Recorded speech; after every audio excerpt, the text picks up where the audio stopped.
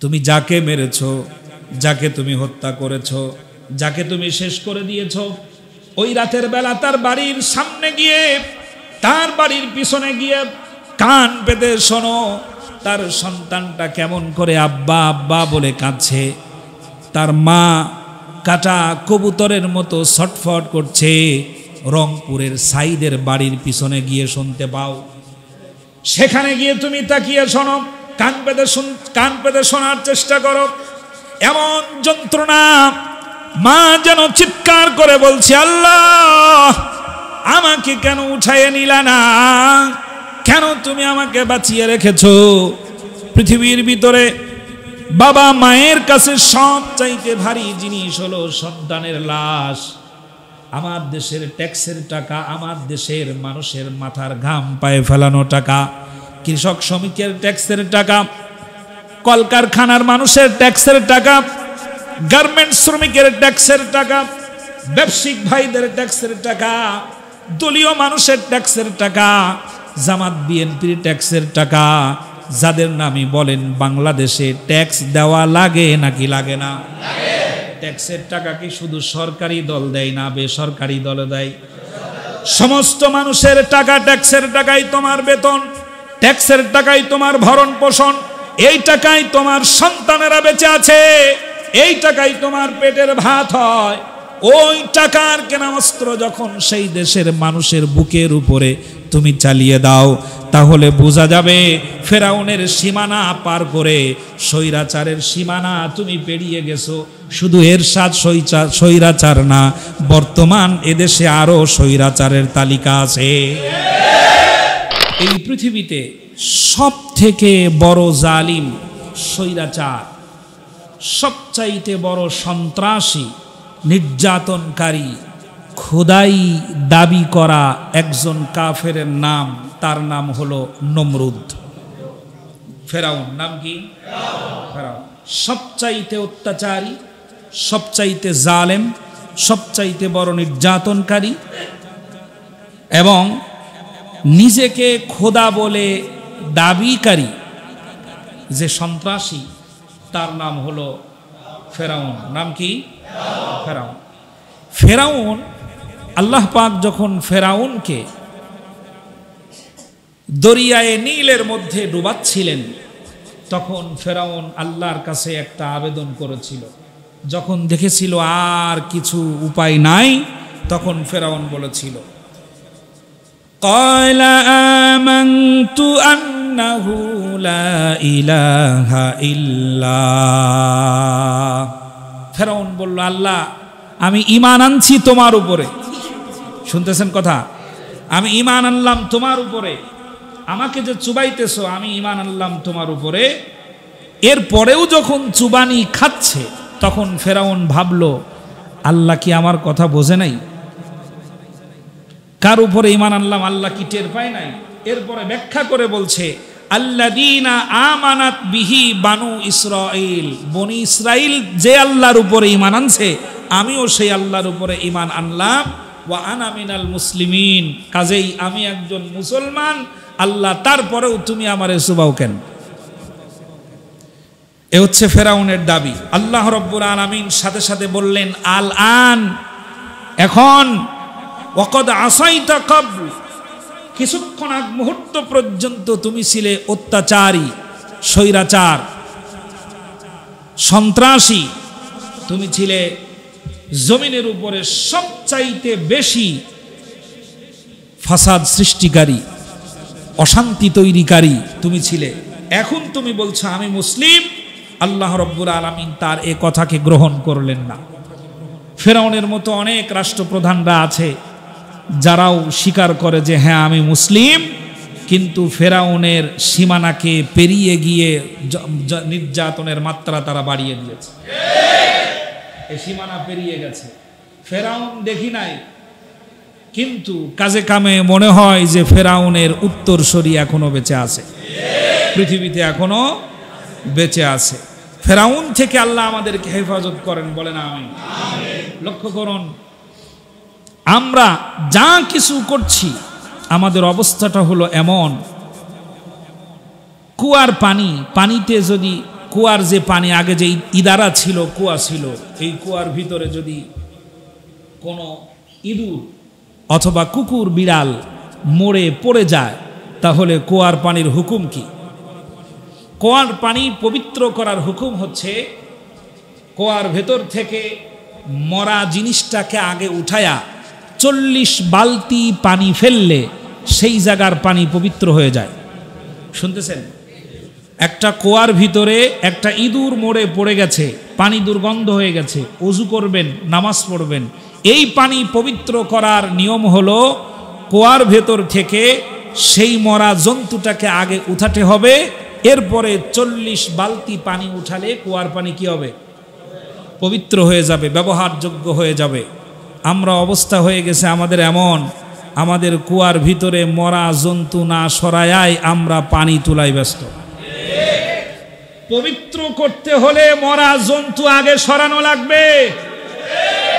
এ মরা জন্তু না সরানো পর্যন্ত বাংলার ভূমি কখনো পবিত্র হবে না।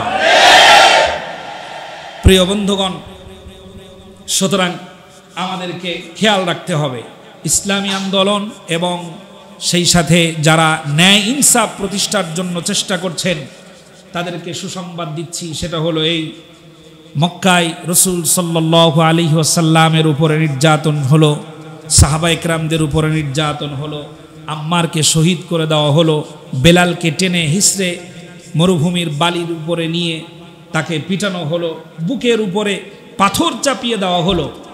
কিন্তু শেষ পর্যন্ত আল্লাহ রাব্বুল আলামিন মুহাম্মদ এবং তার অনুসারীদেরকেই বিজয় দান করেছেন। শেষ পর্যন্ত বিজয় হয়েছে কারা? পৃথিবীর ইতিহাস ঘাটলে যেটার শেষ রেজাল্ট পাবেন, পৃথিবীর কোন স্বৈরাচার বিজয় অর্জন করে নাই, মাজলুমদেরকেই আল্লাহ রাব্বুল আলামিন বিজয় দান করেছেন।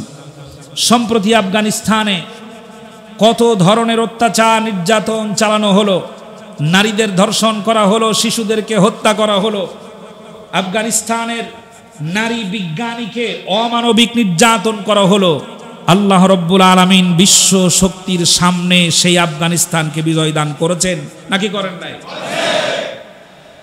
আমি আপনাদেরকে দীপ্ত কণ্ঠে বলছি, ইসলামী আন্দোলন করতে গিয়ে, আল্লাহর কোরআনটাকে জমিনে প্রতিষ্ঠার কথা বলতে গিয়ে 50 বছর ধরে গণপিটুনি খাচ্ছেন, 50 বছর ধরে নির্যাতনের শিকার হচ্ছেন। সময় খুব দ্রুতই আসবে ইনশাআল্লাহ, আল্লাহর কোরআন পার্লামেন্টে যাবে এবং ইসলামের বিজয় হয়ে যাবে, কোনো সন্দেহ।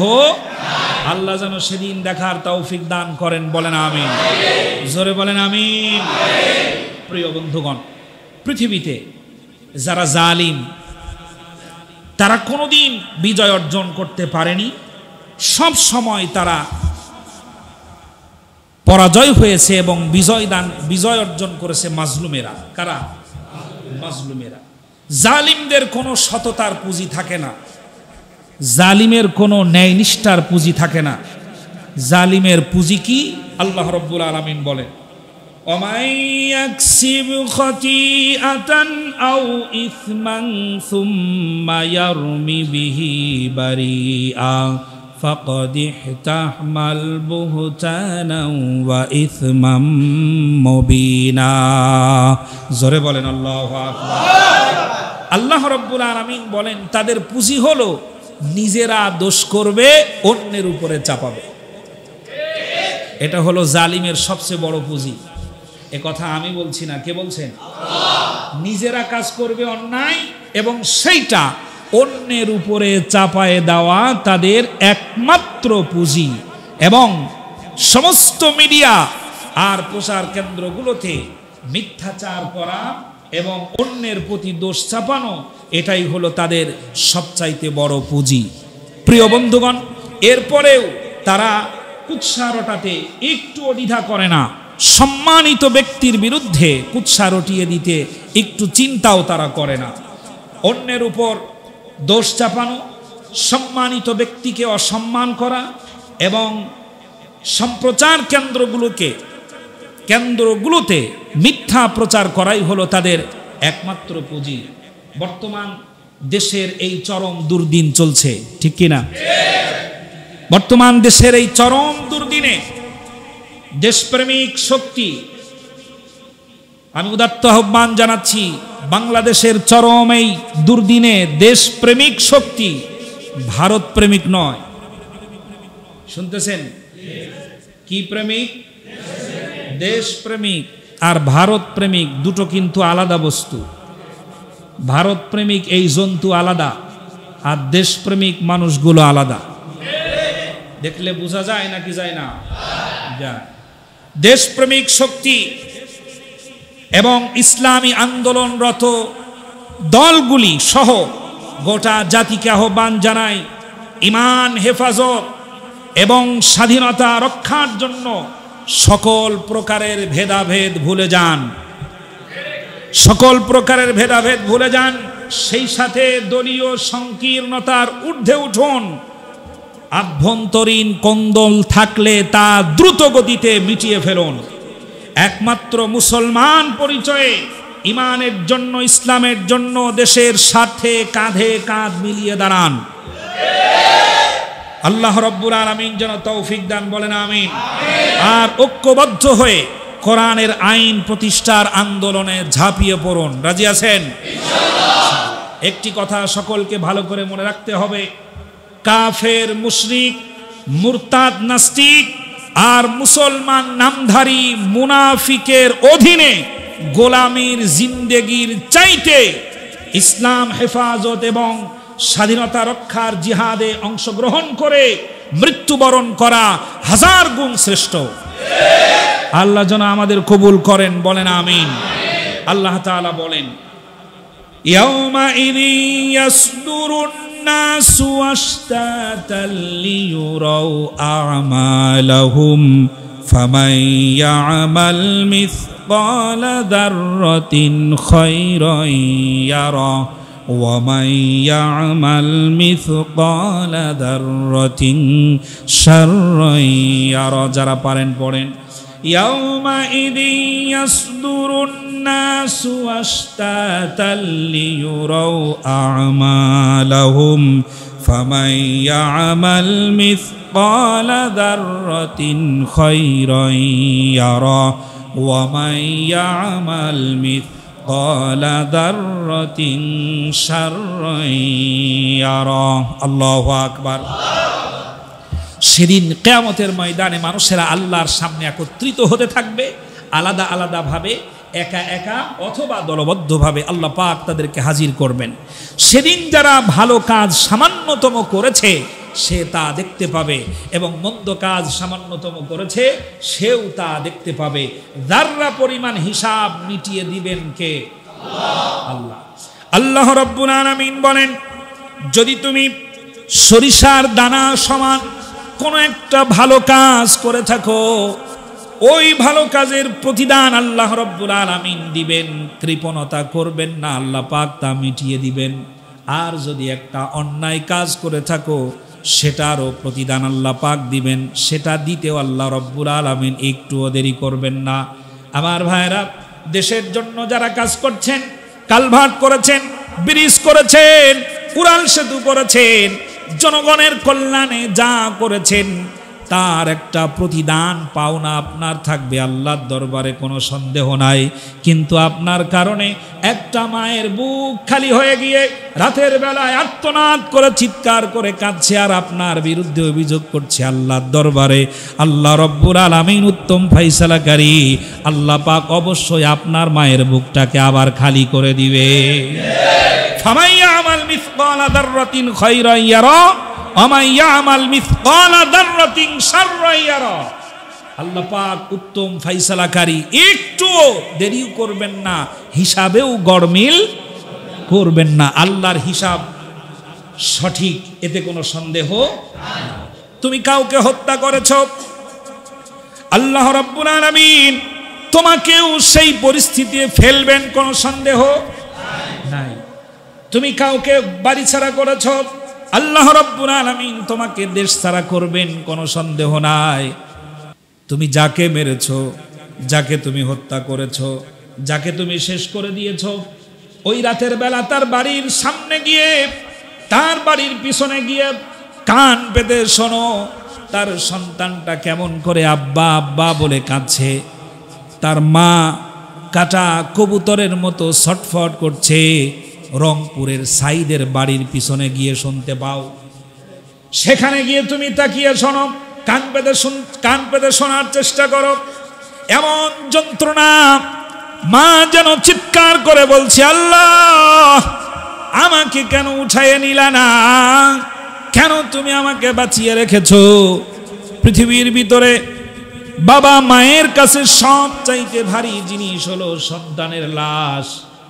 আমার দেশের ট্যাক্সের টাকা, আমার দেশের মানুষের মাথার ঘাম পায়ে ফেলানো টাকা, কৃষক শ্রমিকের ট্যাক্সের টাকা, কলকারখানার মানুষের ট্যাক্সের টাকা, গার্মেন্টস শ্রমিকের ট্যাক্সের টাকা, ব্যবসায়িক ভাইদের ট্যাক্সের টাকা, দলীয় মানুষের ট্যাক্সের টাকা, জামাত বিএনপির ট্যাক্সের টাকা, যাদের নামই বলেন বাংলাদেশে ট্যাক্স দেওয়া লাগে নাকি লাগে না?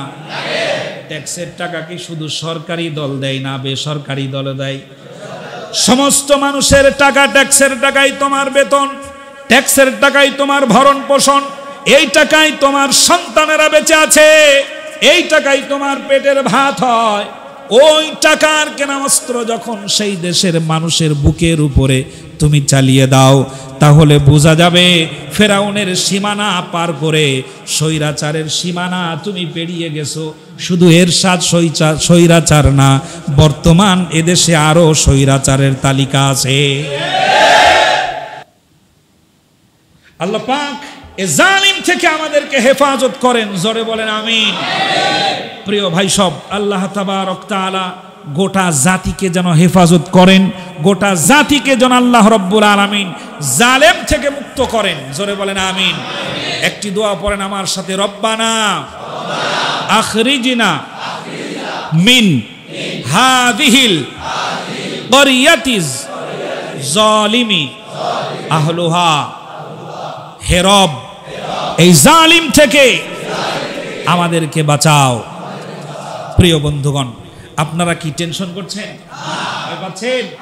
প্রিয় বন্ধুগণ, আল্লাহ সুবহানাহু ওয়া তাআলা আমাদেরকে যা দিয়েছেন, আমাদের যা আছে তাই নিয়ে আমরা সন্তুষ্ট থাকব এবং ঈমান হারা কখনো হব না ইনশাআল্লাহ।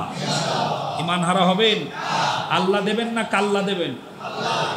কাল্লাটা দিয়ে দেবেন নাকি আল্লাহ দিবেন? কি দেবেন? কাল্লা দেব, কিন্তু আল্লাহ দেব না। প্রিয় বন্ধুগণ, আল্লাহ সুবহানাহু ওয়া তাআলা আমাদের সঠিকটা বোঝার তৌফিক দান করেন, জোরে বলেন আমিন, জোরে বলেন আমিন। প্রিয় বন্ধুগণ, সকলে আমার সাথে তেলাওয়াত করেন এবং মূল আলোচনায় আমরা ধাবিত হচ্ছি ইনশাআল্লাহ। সবাই পড়ি, আউযু বিল্লাহি মিনাশ শাইতানির রাজীম, বিসমিল্লাহির রহমানির রহিম। ইয়া আইয়ুহাল্লাযীনা আমানু হাল আদুল্লুকুম আলা তিজারাতিন তুনজিকুম মিন আযাবিন আলীম। তু'মিনুনা বিল্লাহি ওয়া রাসূলিহি ওয়া তুজাহিদুনা ফি সাবিলিল্লাহ বিআমওয়ালিকুম ওয়া আনফুসিকুম যালিকুম খায়রুল লাকুম ইন কুনতুম তা'লামুন। সাদাকাল্লাহুল আযীম। প্রিয় বন্ধুগণ, আল্লাহ রব্বুল আলামিন বলছেন, হে ঈমানদারগণ, আমি কি তোমাদেরকে এমন একটা ব্যবসার কথা বলবো, এমন একটি কর্মের কথা বলবো, এমন একটি কাজের কথা বলবো, যেই কাজটা করলে পরে তোমাদেরকে জাহান্নাম থেকে মুক্তি দিয়ে দেওয়া হবে। সুবহানাল্লাহ। নাম, অবশ্যই সেটা কি? তু'মিনুনা বিল্লাহি ওয়া রাসূলিহি ওয়া তুজাহিদুনা ফি সাবিলিল্লাহ বিআমওয়ালিকুম ওয়া আনফুসিকুম। আল্লাহ পাক বলেন সেটা হলো এক নাম্বার পুঁজি হচ্ছে তু'মিনুনা বিল্লাহ ওয়া রাসূল, ঈমান আনতে হবে আল্লাহর উপরে এবং রসুলের উপরে। সুবহানাল্লাহ। ঈমানদার আমরা কি ঈমানদার নাকি বেঈমান? কথা শুনতেছেন না? আমরা ইমানদার নাকি বেঈমান? ইমান আছে না? আছে। ইমানদারদেরকে আল্লাহ পাক ডাক দিলেন প্রথমে, ইয়া আইয়ুহাল্লাযীনা আমানু হাল আদুল্লুকুম আলা তিজারা। ইমানদারদেরকে আল্লাহ পাক প্রথমে ডাক দিলেন, হে ইমানদারেরা। কথা লক্ষ্য করেন, মাথা খোলেন। আল্লাহ রাব্বুল আলামিন বললেন, ইয়া আইয়ুহাল্লাযীনা আমানু, হে ইমানদারেরা, হাল আদুল্লুকুম, আমি কি তোমাদেরকে এমন একটা ব্যবসার কথা বলবো, এমন একটা অবস্থার কথা বলবো যেইটা করলে পরে তোমাদেরকে জাহান্নাম থেকে মুক্তি দিয়ে দেওয়া হবে? হ্যাঁ, অবশ্যই বলে দেন। আল্লাহ রাব্বুল আলামিন আবার বললেন, তুমিনুনা বিল্লাহি ওয়া রাসূলিহি, তোমাদেরকে আবার ঈমান আনতে হবে। কি আনতে হবে? তোমাদেরকে আবার ঈমান আনতে হবে। প্রথমে ডাক দেওয়া হলো ইমানদারদেরকে, ইমানদার বান্দাদেরকে ডেকেই বলা হচ্ছে প্রথম নাম্বার কাজ হচ্ছে তোমাদেরকে আবার ঈমান আনতে হবে। যে ঈমান সত্য দেখে না, যে ঈমান অন্যায় বোঝে না, যে ঈমান প্যারালাইসিস, যে ঈমান রোজা রাখতে জানে না, যে ঈমান নামাজ পড়তে জানে না, যে ঈমান মসজিদ পর্যন্ত আসে না, যে ঈমান হক বাতিল বোঝে না, ওই ঈমান দিয়ে এই ব্যবসা করা সম্ভব না। এমন একটা ঈমান প্রয়োজন যে ঈমান পৃথিবীর সামনে নত হতে জানে না। ওইভাবে তোমাদেরকে আবার ঈমান আনতে হবে। নাজিল হচ্ছে রাসূলের উপরে, আর এটা বর্ণনা করা হচ্ছে সাহাবায়ে কেরামদের সামনে। কথা শুনতেছেন? নাজিল হচ্ছে কার উপরে আর বর্ণনা করা হচ্ছে কার উপরে? কাদের সামনে? সাহাবায়ে কেরামদের সামনে। আল্লাহ রাব্বুল আলামিন বললেন, যে ঈমান তোমরা এনেছো এর চাইতে আরো শক্ত মজবুত ঈমান দরকার। যে ঈমানের সামনে নির্যাতন আসবে, যে ঈমানের সামনে ভয় আসবে, যে ঈমানের সামনে সম্পদের ভয় হবে, যে ঈমানের সামনে সন্তান চলে যাবে, যে ঈমানের সামনে বাড়িঘর চলে যাবে, যে ঈমানের সামনে ঘর ছাড়া হতে পারে, যে ঈমানের সামনে বাড়ি ছেড়ে দিতে হতে পারে, যে ঈমানের সামনে সব চলে যেতে পারে, কিন্তু ঈমান যাবে না, এমন করে তোমাদেরকে আবার ঈমান আনতে হবে। তুমিনুনা বিল্লাহি ওয়া রাসূলিহি ওয়া তুজাহিদুনা ফি সাবিলিল্লাহ। ওই ঈমান দিয়া আল্লাহ রাব্বুল আলামিনের দ্বীন কায়েমের জন্য লড়াই সংগ্রাম করতে হবে, তাহলেই তোমাদেরকে জাহান্নামের আগুন থেকে মুক্তি দিয়ে দেওয়া হবে। সুবহানাল্লাহ। কথাটা কার? আল্লাহ। এখন আমরা যে ঈমান এনেছি, আমাদের ঈমানের অবস্থা হলো এমন যে যা করে করুক আমি তাসবিহ নিয়ে থাকি। ঠিক না? যে যা করতেছে করুক, কোনো সমস্যা নাই, আমি আমার তাসবিহ নিয়ে থাকি। রাস্তার সামনে উলঙ্গপনা বেহায়াপনা হচ্ছে, উনি মাথা নিচু করে বলছে আস্তাগফিরুল্লাহ আস্তাগফিরুল্লাহ। এই ঈমানদার কোন অন্যায় চোখে দেখে না, অপরাধ হচ্ছে তার মাথার ভিতরে কোনো টেনশনই নাই, চিন্তাই নাই, উনি তাসবিহ জপতেছে লা হাওলা ওয়ালা কুওয়াতা ইল্লা বিল্লাহি আলিয়্যিল আযীম। শয়তান দেখতেছে আর হাসতেছে, করছে সর্বনাশ, এত বড় আল্লাহর ওলি ছিল কোনে? এই কাজটার কারণে আল্লাহ রাব্বুল আলামিন একটা জাতিকে ধ্বংস করে দিয়েছেন অন্যায়ের বিরোধিতা না করার জন্য। প্রিয় বন্ধুগণ, আমাদের ঈমান হলো নামাজ পড়ো, রোজা রাখো, কোরআন তেলাওয়াত করো, তাসবিহ তাহলিল পড়ো, যে যা করে করুক সেটা তার বুঝা সে বুঝবে, তোমার বুঝা তুমি বোঝো, তুমি তাসবিহ তাহলিল নিয়ে থাকো। এটা শয়তানের শিখানো ঈমান, এটা ঈমানদারের শিখানো ঈমান না। একটা আগুন, ঈমান একটা কি? আগুন। ঈমান একটা আলো। সমাজের মধ্যে 10 জন ঈমানদার যদি থাকে, 1000 মানুষ যদি অন্যায় করে, 10 জনের সামনে আল্লাহ রাব্বুল আলামিন তাদেরকে পরাজিত করবেন, কোনো সন্দেহ না। কিন্তু আমাদের ঈমানের অবস্থা একেবারে নড়বড়ে, খুঁটিও ঘুনে খাইয়া গেছে, একেবারে শেষ হয়ে গেছে।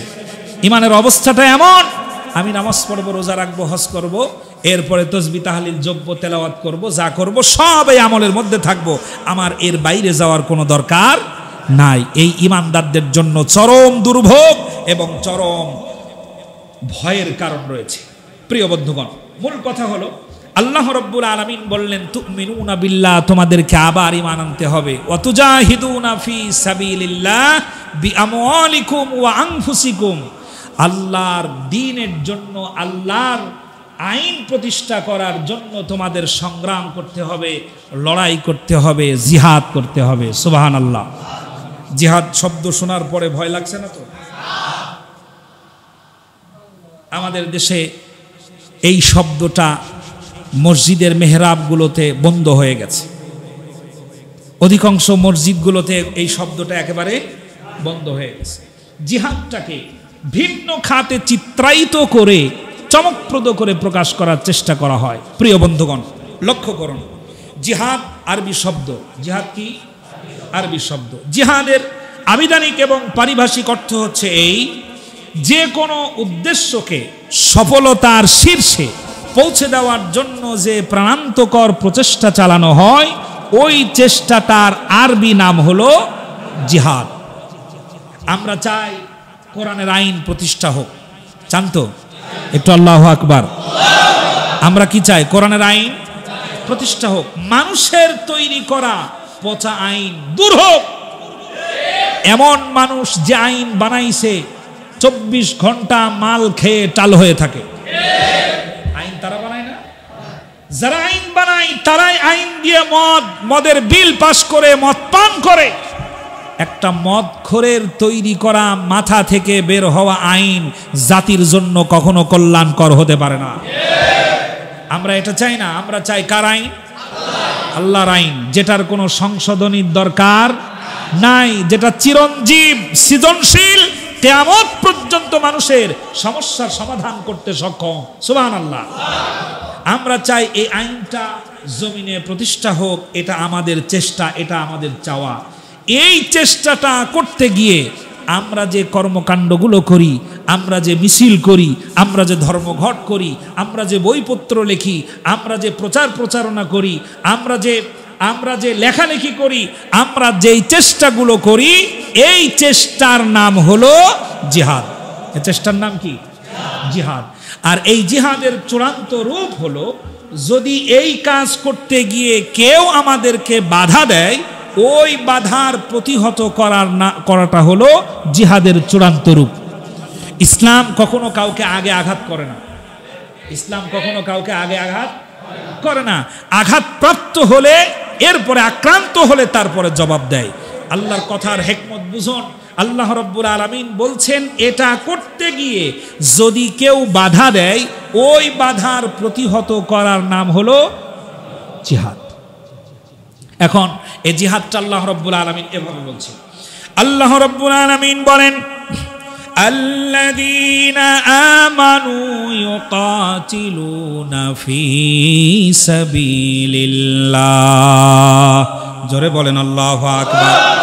আল্লাহ রাব্বুল আলামিন বলেন, যারা নাকি ঈমানদার, তারা শুধুমাত্র আল্লাহ রাব্বুল আলামিনের আইন প্রতিষ্ঠা করার জন্য সংগ্রাম করে। আল্লাহর আইন জমিনে প্রতিষ্ঠা করার জন্য তারা মিছিল করে, মিটিং করে, লড়াই করে, অর্থ খরচ করে, সময় ব্যয় করে।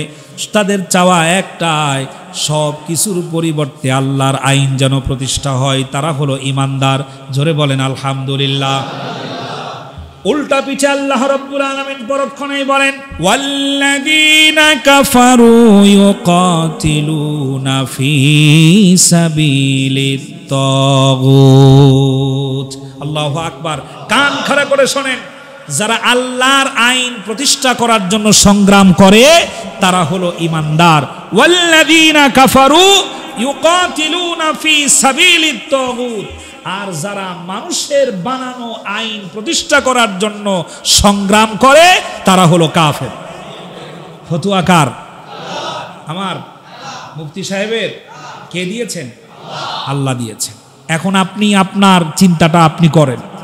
আপনি হাজী সাহেব, আপনি আপনার চিন্তা করুন, আপনি কার কথা প্রতিষ্ঠা করার জন্য সংগ্রাম করছেন?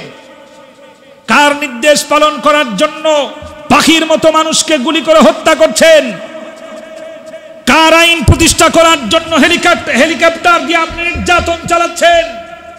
কার নির্দেশ পালন করার জন্য করছেন, এটা যদি আল্লাহর না হয়, আল্লাহ পাক বলছেন তাহলে তুমি কাফের হয়ে যাবে। যে কেউ যেদিকে ধাবিত করবে আর মুসলমান অন্ধ হয়ে সেদিকেই চলে যাবে, মুসলমান এ জাতি নয়। এজন্য মুসলিমদের অন্ধ অনুকরণ জায়েজ নাই, মুসলমানের অন্ধ অনুকরণ জায়েজ নাই। অশিক্ষিত থাকার কোনো সুযোগ নাই। কিচ্ছু না পারলেও কোরআন পড়া শিখতে হবে, হাদিস পড়া শিখতে হবে। কে তোমাকে উল্টা পাল্টা বুঝাবে তা তোমাকে জানতে হবে, বুঝতে হবে। আমার প্রিয় ভাইরা, আল্লাহ রাব্বুল আলামিন বলেন, যারা নাকি মানুষের তৈরি করা আইনগুলো প্রতিষ্ঠা করার জন্য সংগ্রাম করে, বাস্তবায়ন করার জন্য সংগ্রাম করে, তারা হলো কাফের। সুতরাং আল্লাহ রাব্বুল আলামিন বলেন, তোমরা আল্লাহর দ্বীন কায়েমের জন্য লড়াই করো, লড়তে থাকো আর ভয় পেও না।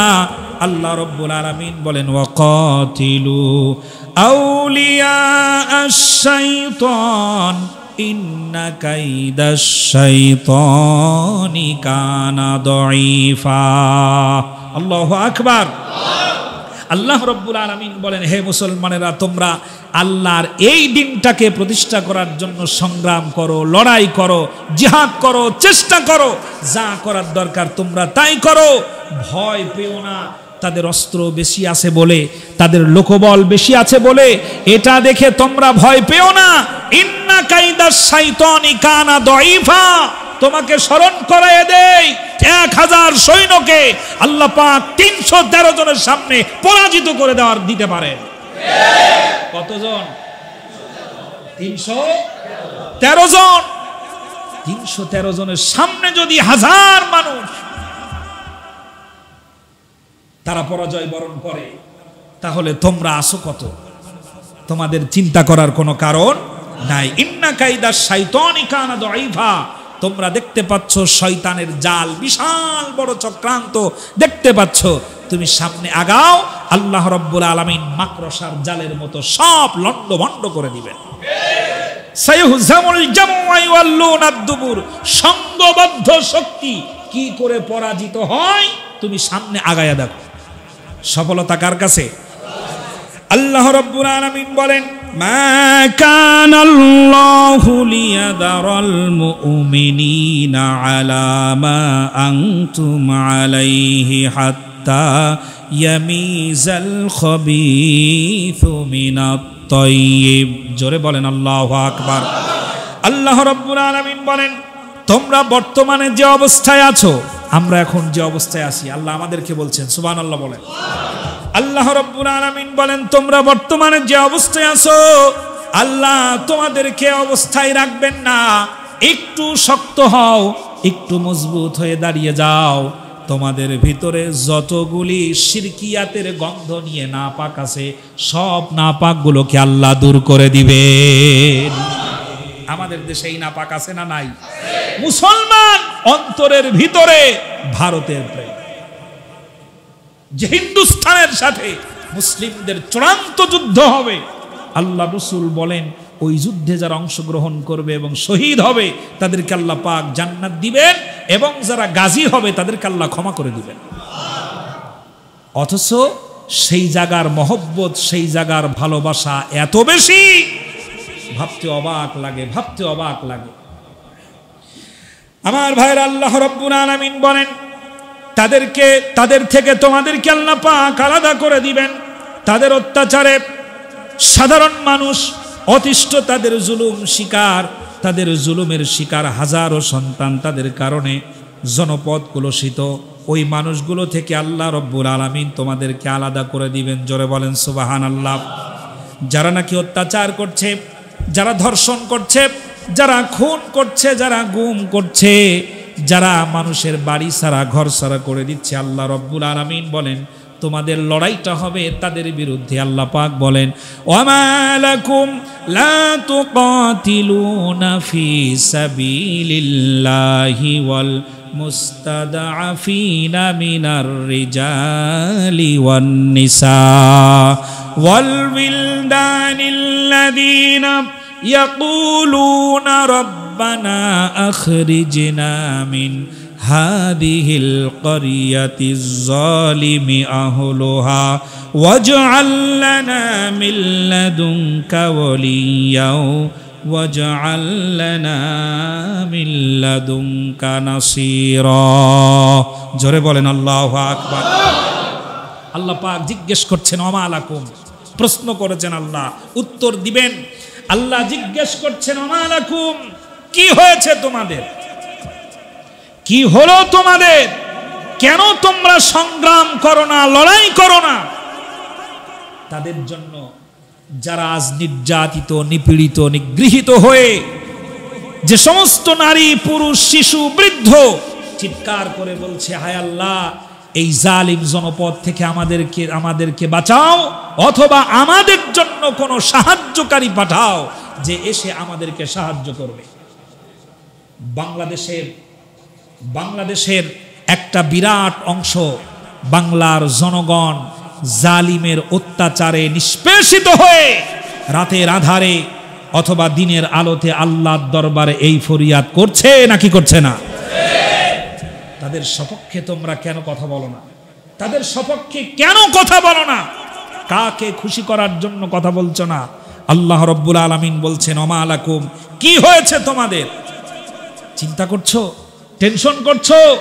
তোমরা সংগ্রাম করে দেখো, আল্লাহ রব্বুল আলামিন তোমাদেরকে বিজয় দান করবেন, সন্দেহ নাই। সুবহানাল্লাহ। ওয়া কানা হাক্কান আলাইনা নাসরুল মুমিনিন, মুমিন বান্দাকে সাহায্য করা আল্লাহর জন্য ওয়াজিব। সুবহানাল্লাহ, সুবহানাল্লাহ। বান্দা যদি মুমিন হয় তাহলে তাকে সাহায্য করা আল্লাহর জন্য কি হয়? ওয়াজিব হয়ে যায়। আল্লাহ রাব্বুল আলামিন বলেন, মুমিন বান্দারা যখন বিপদে পড়ে যায়, ওই মুমিন বান্দাদের সাহায্য করা আমি আল্লাহর জন্য ওয়াজিব হয়ে যায়। আল্লাহ রাব্বুল আলামিন বলেন, বালা ইন তাসবিরু ওয়া তাত্তাকু ওয়া ইয়াতুকুম মিন ফাওরিহিম হাদা ইউমদিদুকুম রাব্বুকুম বিখামসাতিন আলাফিম মিনাল মালাইকাতি মুসাউমিন। আল্লাহু আকবার। আল্লাহ রাব্বুল আলামিন বলছেন, তোমরা ধৈর্য ধারণ করো, তোমরা ধৈর্য ধারণ করো আর আল্লাহকে ভয় করো, তোমরা সংগ্রাম করো, তাহলে আল্লাহ রাব্বুল আলামিন বিজয় দান করার জন্য চিহ্নিত 5000 ফেরেশতা আল্লাহ রাব্বুল আলামিন নাজিল করে প্রয়োজনে তোমাদের বিজয় দান করবেন। ওয়াদাটা কার? ওয়াদাটা কার? আল্লাহর। আল্লাহর ওয়াদা কখনো মিথ্যা হয়? আল্লাহর ওয়াদা কখনো বরখেলাফ হয়? আল্লাহর কথার সামান্যতম বৈপরীত্য নাই। আল্লাহ বিজয় দান করার ওয়াদা করেছেন, আল্লাহ বিজয় দান করবেন, কোনো সন্দেহ নাই। আল্লাহ রাব্বুল আলামিন বলেন, ওয়াল্লাহু আ'লামু বিআদাইকুম ওয়া কাফা বিল্লাহি ওয়ালিয়্যা ওয়া কাফা বিল্লাহি নাসীরা। জোরে বলেন আল্লাহু আকবার। আল্লাহ রাব্বুল আলামিন বলেন, আল্লাহু আ'লামু বিআদাইকুম, আল্লাহ পাক বলেন, আমি খুব ভালো করে জানি কে আমার শত্রু আর কে তোমাদের শত্রু। সুবহানাল্লাহ। আল্লাহর শত্রু কারা আল্লাহ জানেন না? আমাদের শত্রু কারা আল্লাহ তাও ভালো করে জানেন।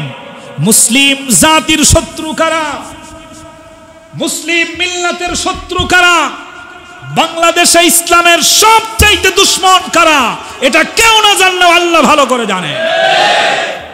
যাদের কাছে ইসলাম কখনো সহ্য হয় না, সামান্য হলের নাম যদি থাকে ইসলাম, এইটাকে ওরা কেটে দেওয়ায় ব্যস্ত থাকে।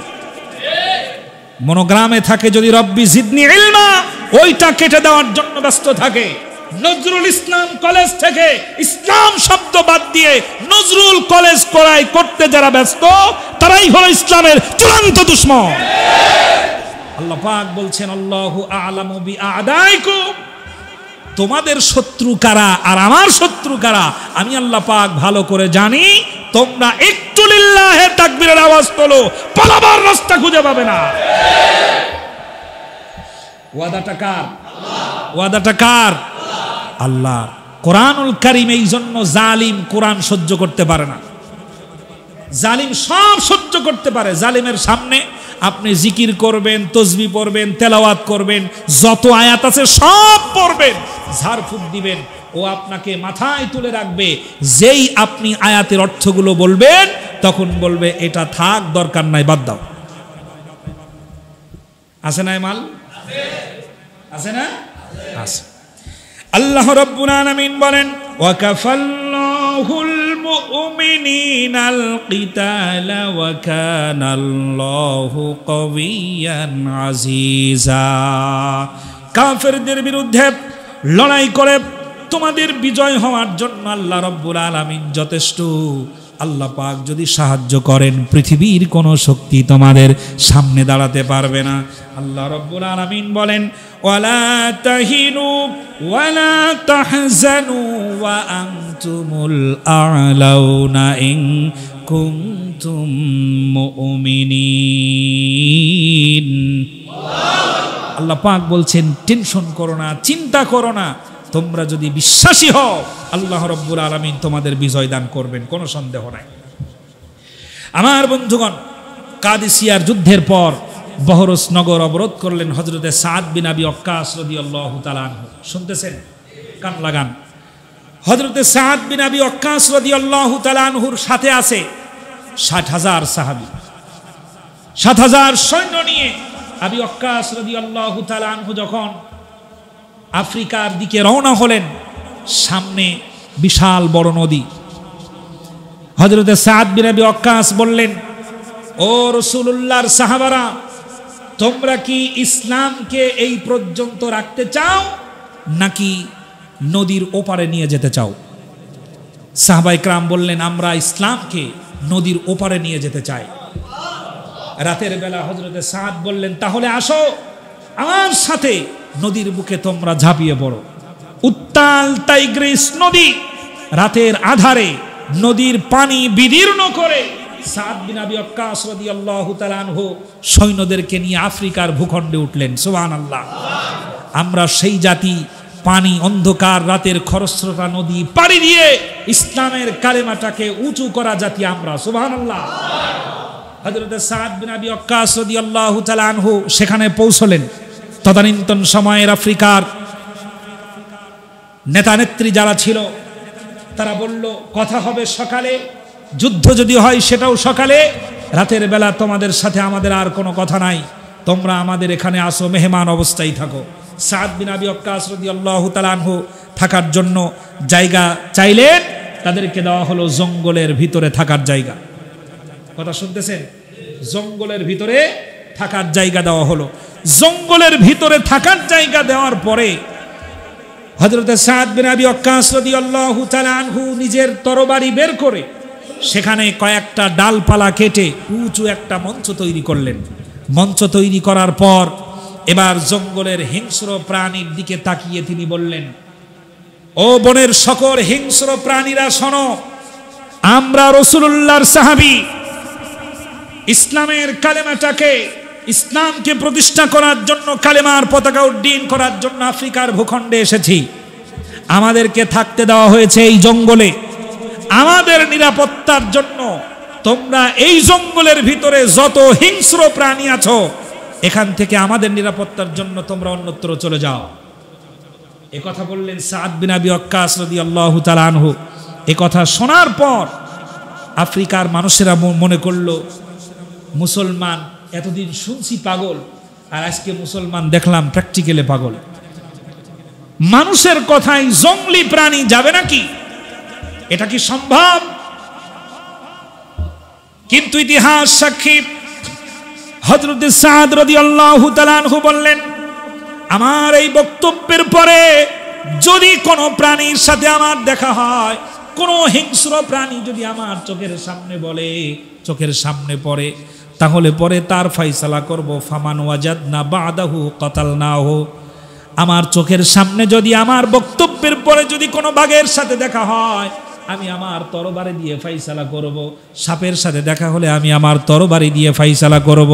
ইতিহাসে স্বর্ণাক্ষরে লেখা আছে, স্বর্ণাক্ষরে লেখা, আল্লাহ রাব্বুল আলামিনের নবীর সাহাবী হযরত সাদের এই বক্তব্য দেওয়ার পরে দেখা গেল সাপের লাইনে সাপ, বাঘের লাইনে বাঘ, সিংহের লাইনে সিংহ, যার যার আন্ডা বাচ্চা সাথে করে নিয়ে আরবিদের মতো ফলিন হয়ে সাহাবাদের নিরাপত্তার জন্য এলাকা ছেড়ে তারা অন্যত্র চলে গেল। আমরা সেই জাতি যার কথায় বনের হিংস্র প্রাণীরা চলে যায়, আজ সেই জাতি আজ সমস্ত রাগ দমন করে তসবিহ হাতে মসজিদের কোনায় বসা। জাতির সামনে ছুটা ঘোরাই তারা, জালেম আর স্বৈরাচার যারা। প্রিয় বন্ধুগণ, জমিনটা আল্লাহ রাব্বুল আলামিন মুমিনদের জন্য ওয়াকফ করে দিয়েছেন, কিন্তু মুমিনরা জমিন রাখতে পারে নাই। আমরা ঢুকে পড়েছি মসজিদে, পুরো জমিন কি ফাঁকা। ওয়াইদ ক্বালা রাব্বুকা লিল মালাইকা ইন্নী জাইলুম ফিল আরদি খলিফা। পুরো জমিনের প্রতিনিধিত্ব করবে কারা? মুমিন বান্দা। প্রতিনিধিত্ব করবে কারা? মুমিন বান্দা। এটা আল্লাহর অর্ডার, আল্লাহর ওয়াদা। মেম্বার হবে ইমানদার, চেয়ারম্যান হবে ইমানদার, এমপি হবে ইমানদার, মন্ত্রী হবে ইমানদার, ওসি হবে ইমানদার, এসপি হবে ইমানদার। সর্বত্র ইমানদারের পাইচারি থাকবে, ইমানদারেরাই ওই সমস্ত জায়গায় কাজ করবে। ইমানদার তসবিহ নিয়ে মসজিদের ভিতরে ঢুকে পড়েছে, জমিন ফাঁকা। নাস্তিক মুরতাদেরা চেয়ারের উপরে বসে শিক্ষা ব্যবস্থা থেকে ইসলামটাকে ধূলিসাৎ করেছে। আর উনি ইমানের বড়াই করছে। কিসের বড়াই করছে? ইমানের বড়াই করছে। আল্লাহর কোরআন বলছে তোমার এই ইমান জাহান্নাম থেকে তোমাকে মুক্তি দিতে পারবে না। আজ এদেশে অর্থনৈতিক ব্যবস্থা কিসের উপর দাঁড়ানো বলেন? সুদের উপর দাঁড়ানো। এই মুহূর্তে যদি আল্লাহ না করুন কারো স্ত্রী অসুস্থ হয়, করজে হাসানা পাওয়া যাবে না। পাওয়া যাবে? পাওয়া যাবে না। একটা পাওয়া যাবে, সেটার নাম হলো সুদ। টাকা নিয়ে বসে আছে, হাজারে কত? হাজারে কত দেয়? যারা নেয় তারা টের পায়। হাজারে 100, 200 বা 10, 20 যেমনি যাই হোক, এই যে হিসেব করে যারা টাকা সুদের টাকা লাগায়, আর সুদের টাকা সুদের কারবার সমাজের জন্য যারা করে, তাদেরকে বুলডোজার দিয়ে পিটিয়ে শেষ করে দেওয়া উচিত। এরা সমাজের জন্য বিস্ফোরক, সমাজের অশান্তির মূল কারণ। সমাজ থেকে এই সুদ যদি দূর করতে হয়, তাহলে যেখানে কলম চলে ওই জায়গায় ইমানদারদের যাওয়া লাগবে। দেখেন না, রাসূল সাল্লাল্লাহু আলাইহি ওয়াসাল্লাম রাষ্ট্রপ্রধান কে? রাহমাতাল লিল আলামিন। সুবহানাল্লাহ বলেন। আল্লাহ রাব্বুল আলামিনের নবী রাষ্ট্রপ্রধান। মক্কাতুল মুকাররমা থেকে মদিনাতুল মুনাওয়ারা 650 কিলোমিটার রাস্তার মধ্যে আজও কারো সাহস হয় না কারো সম্পদ লুণ্ঠন করে নেয়। সাহস হয়? আরাফার ময়দানে নারী পুরুষ যুগ যুগ ধরে, শতাব্দীর পর শতাব্দী ধরে রাতের খোলা আকাশের নিচে নারী পুরুষ একই জায়গায় থাকে। আজ পর্যন্ত 10টা নারী হাইজাক হয়েছে এমন কোন রিপোর্ট কেউ দেখাতে পারে নাই। এই আইনটা কার? আল্লাহ। আর আমার দেশে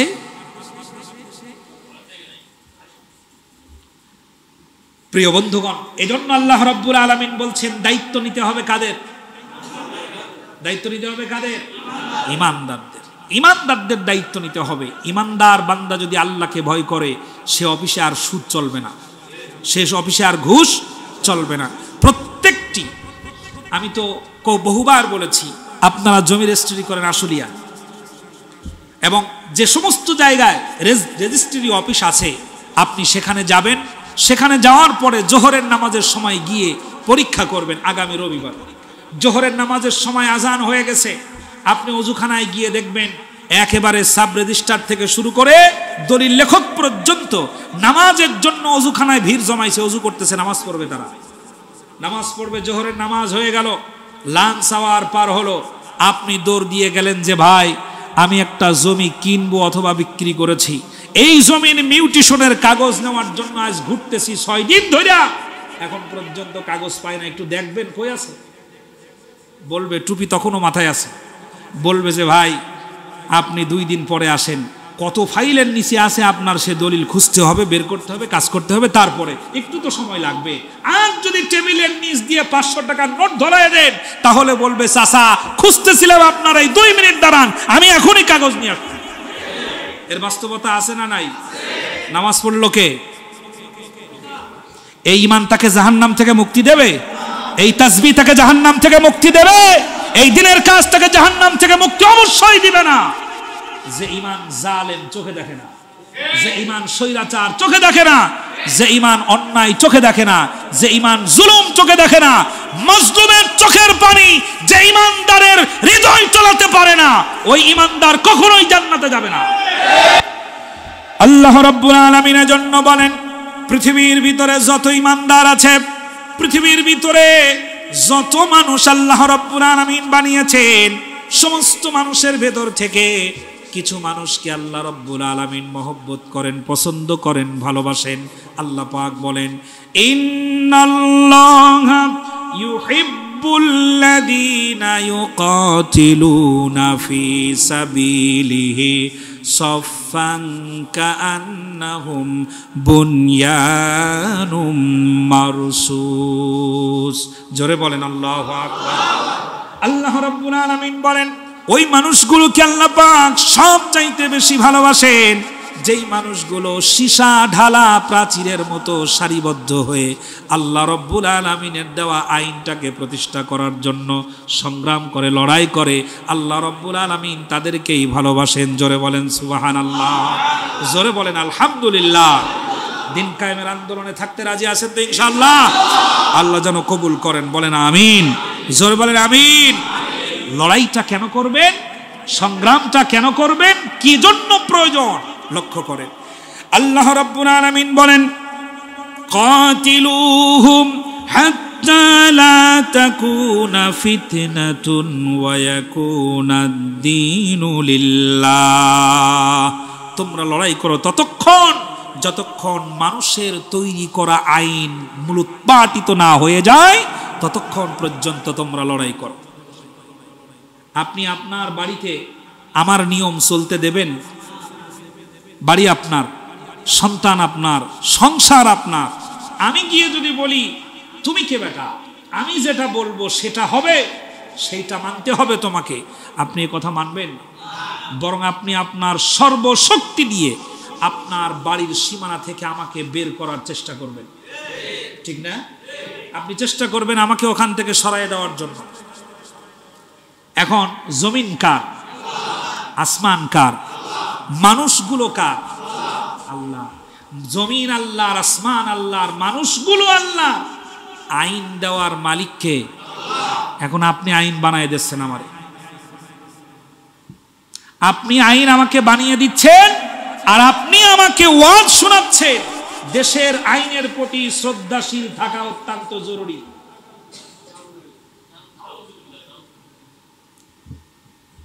কত হাস্যকর, কত মারাত্মক বিষয়।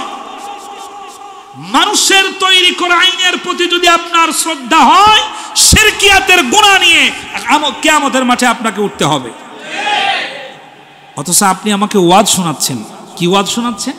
ওয়াজ শোনাচ্ছেন দেশের আইনের প্রতি আমরা কি শ্রদ্ধাশীল, এমন আইনের প্রতি শ্রদ্ধাশীল যে আইন লেখছে ডক্টর কুদরতে খোদার মতো টাল, মাল ছাড়া একটুও থাকে না। ওর চোখ মুখ দেখলে মনে হয় কেবলমাত্র যে কয় বোতল খাই আইছে তার লাগে। আমাদের দেশে একজন বিজ্ঞানী ছিল না, কি বলে, বিজ্ঞানের একটা থিওরি আমাদের দেশে পড়ানো হয়, সেটা হলো ডারউইন। ডারউইনের যেই থিওরি পড়ানো হয় কলেজ, ভার্সিটি, বিশ্ববিদ্যালয়গুলোতে পড়ানো হয়, বলা হয় যে দেখো, তোমরা তো আসলে মানুষ ছিলে না। তোমরা আসলে কি ছিলে না? মানুষ ছিলে না। কয় কেন, কি ছিলাম আমরা? কয় আরে কি যে পড়াশোনা করো, বুদ্ধি শুদ্ধি কিছু রাখো না কেন? তোমাদের ডারউইন বাবাজি বলে নাই যে তোমরা মানুষ ছিলে না? মানুষ কি ছিল? বলে মানুষ বান্দর ছিল। বান্দর থেকে মানুষ, শিম্পাঞ্জি, বান্দর, এগুলো যখন দেখেছিল যখন ডারউইন, তখন সে ভুলটা খামাখা করে নাই। ওগুলো দেখেই সে মনে মনে ভাবছিল এইটাই মনে হয় আমার পিতামহের গোষ্ঠী, এটা মনে হয় আমার মাতামহের গোষ্ঠী। এসবগুলো দেখে ডারউইন লিখে গেছে যে মানুষ বান্দর থেকে তৈরি। যুক্তি দিয়ে বুঝাচ্ছে কেমনে, কয় যুক্তিটা হলো একটা বান্দর ক্ষুধার যন্ত্রণায় ডালের সাথে লেজ পেঁচায়া বসেছিল। শুনতেছেন কথা? লেজ পেঁচায়া ডালের উপরে বসেছিল। সামনে আহার্য কোনো বস্তু পড়ল আর সেই বান্দরটা দৌড় দিয়ে সেই খাবারটা ধরতে গেল। ধরতে যাওয়ার সময় তার লেজ পিছন থেকে ছিঁড়ে গেল। লেজ পিছন থেকে ছিঁড়ে যাওয়ার পর গাছের গোড়ায় বান্দরটা নিজের গা গাছের সাথে ঘষাঘষি করতে লাগলো, ক্ষোভে দুঃখে। হয়ে গেল কি, লেজ ছিঁড়ে গেল। এই গা ঘষতে ঘষতে আস্তে আস্তে এই বান্দর মানুষে পরিণত হয়ে গেল। ডারউইনের এই থিওরি বিশ্বাস করে যারা, বাংলাদেশে বান্দরামি করে তারা। আমরা বিশ্বাস করি আল্লাহ আমাদেরকে বান্দর থেকে বানাই নাই। সম্মান বান্দরের বেশি না মানুষের বেশি? আমাদেরকে আল্লাহ কি দিয়ে বানাইছেন? মাটি দিয়ে। সুবহানাল্লাহ বলে। বান্দর দিয়ে বানাইছেন আল্লাহ? অসম্ভব বড় আদর করে, সুন্দর করে, মায়া করে, আল্লাহর কুদরতি হাতের স্পর্শ দিয়ে আল্লাহ পাক সুন্দর বানিয়েছেন। সুবহানাল্লাহ। ফি আইয়ি সূরাতিন মা শাআ রাক্কাবা। আল্লাহর বানানো জিনিসের সম্মান অনেক বেশি, অনেক বেশি। সুবহানাল্লাহ। প্রিয় বন্ধুগণ, সুতরাং আল্লাহ রাব্বুল আলামিন বলছেন এসবগুলোর বিরুদ্ধে তোমরা সংগ্রাম করবে। যদি না করো, ইল্লা তাফআলুহু তাকুন ফিতনাতুন ফিল আরদি ওয়া ফাসাদুন কাবীর। যদি তোমরা এই সমস্ত আইনের বিরুদ্ধে লড়াই না করো, সংগ্রাম যদি না করো, তাদের তৈরি করা আইনগুলো এমন একটা বিপর্যয় সৃষ্টি করবে, এমন একটা অবস্থা তৈরি করবে, তোমাদের মাথার উপরে এমন ভারী পাহাড়ের মতো চেপে বসবে, যার চাপ সহ্য করতে না পেরে তোমরা শুধু কাঁদতেই থাকবে। আজকে আমরা মানুষের বানানো তৈরি করা আইনের প্রতি শ্রদ্ধা করতে করতে এমন অবস্থা হয়ে গেছি, আইন দিয়ে সংশোধন করে, আইন নিজেরা তৈরি করে মারপ্যাচ দিয়ে বড় বড় আলেমদেরকে শেষ করে দেয়, তারপরেও আমরা ভালো থাকি। কিসের প্যাচ দেয়? আইন বানাইছে কারা? পৃথিবীর কোন জালেম অন্যের ভালোর জন্য আইন বানায় না। আইন বানায় কার জন্য? নিজের ভালোর জন্য। এটা পাগলেও বোঝে, কিন্তু ইমানদার, এক শ্রেণীর ইমানদার এটা বোঝে না। উনি আমারে ওয়াজ করে শোনাইতেছে আইনের প্রতি শ্রদ্ধাশীল থাকা ভালো। আল্লাহ পাক এ জাতিকে বুঝার তৌফিক দান করেন, বলেন আমিন। আমার বন্ধুগণ, যখন আপনি সংগ্রামে লিপ্ত হবেন, লড়াইয়ে যখন এগিয়ে যাবেন, আল্লাহ রাব্বুল আলামিন সাহায্য করবেন। ওয়াদাটা কার?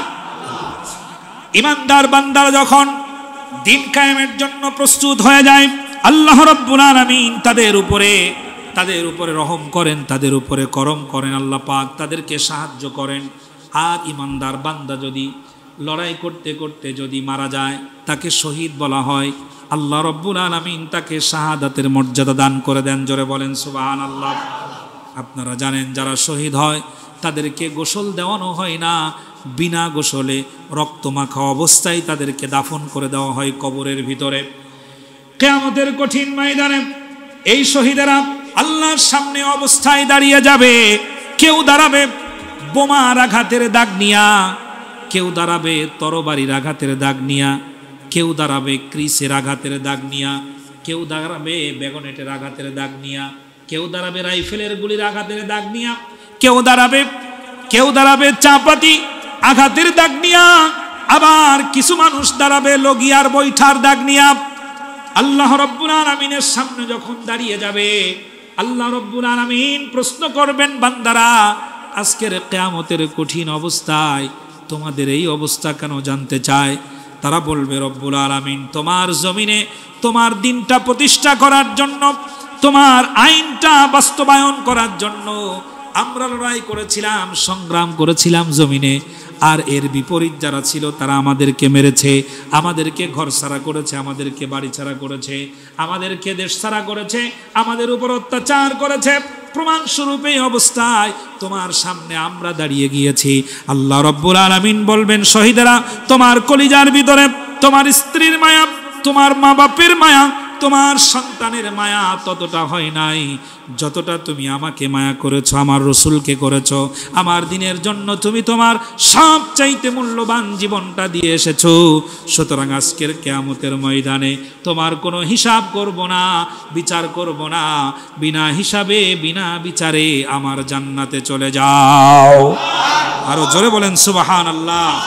আল্লাহর দিন কায়েম করতে গিয়ে এক ফোঁটা রক্ত যদি আপনার ঝরে, আল্লাহ পাকের ওয়াদা, আল্লাহ আপনাকে সমস্ত গুনাহ ক্ষমা করে দিবেন। সুবহানাল্লাহ। সুতরাং আল্লাহর দিন প্রতিষ্ঠার কাজে আঞ্জাম দিতে রাজি আছেন তো ইনশাআল্লাহ? রাজি আছেন ইনশাআল্লাহ? যে কোনো পরিস্থিতিতে আল্লাহর কোরআনের পক্ষে যারা থাকতে রাজি আছি, একটু জোরে বলি আল্লাহু আকবার। আল্লাহ যেন আমাদের কবুল করেন, বলেন আমিন। জোরে বলেন আমিন। প্রিয় বন্ধুগণ, সুতরাং আল্লাহর দিন প্রতিষ্ঠার আন্দোলন যারা করে তাদের সম্মান কম না বেশি? সম্মান কম না বেশি? অনেক বেশি। আল্লাহ রাব্বুল আলামিন তাদের মর্যাদা বাড়িয়ে দিয়েছেন ইহকালে, আল্লাহ পাক তাদের মর্যাদা বাড়িয়ে দিয়েছেন পরকালেও। সুবহানাল্লাহ, সুবহানাল্লাহ। আর আল্লাহ পাক যাকে মর্যাদা দান করেন তার মর্যাদা পৃথিবীর কেউ ক্ষুণ্ণ করতে পারে না। পারে কি? রাসূল সাল্লাল্লাহু আলাইহি ওয়াসাল্লামের সম্মান কত বেশি, কত বেশি! সুবহানাল্লাহ। এক চুল পরিমাণ নষ্ট করার শক্তি রাখে কেউ? যত নাস্তিক, যত মুরতাদ সব যদি একত্রিত হয়ে নবীর বিরুদ্ধাচরণ করে, তারপরেও রাসূলের সম্মান এক চুল পরিমাণ নষ্ট হবে না। বরং রাসূলের সৈনিক যারা আছে তারা নাস্তিকদেরকে জমিনে টিকে থাকতে দেবে না। ঠিক কি না? টের পাইছিল নূপুর শর্মা একবার, ঠিক না? আল্লাহ রসুল সাল্লাল্লাহু আলাইহি ওয়াসাল্লামের এই রঙে যারা নিজেদেরকে রঙিন করে তাদেরকে আপনি রাজাকার বলেন, আল বদর বলেন, দেশদ্রোহী বলেন, আল শামস বলেন, জঙ্গি বলেন, টঙ্গি বলেন, যাই বলেন না কেন, এক চুল পরিমাণ সম্মান থেকে সরাতে পারবেন না। সম্মান দিয়েছেন কে? আল্লাহ। মরার আগেও যেমন সম্মান ছিল, মরার পরেও আছে না কমে গেছে? আছে না কমে গেছে? সম্মান যদি নাই থাকতো, বাংলাদেশের 18 কোটি মানুষের ঘরে খোঁজ খবর নেন, মোবাইলগুলো দেখেন, আল্লামা দেলোয়ার হোসেন সাইদির ক্যাসেট আজও চলে। প্রেম আছে না চলে গেছে? সম্মান আছে না চলে গেছে? আচ্ছা, দিন কায়েমের সাথে আমাদের আল্লাহ পাক যেন থাকার তৌফিক দান করেন, বলেন আমিন।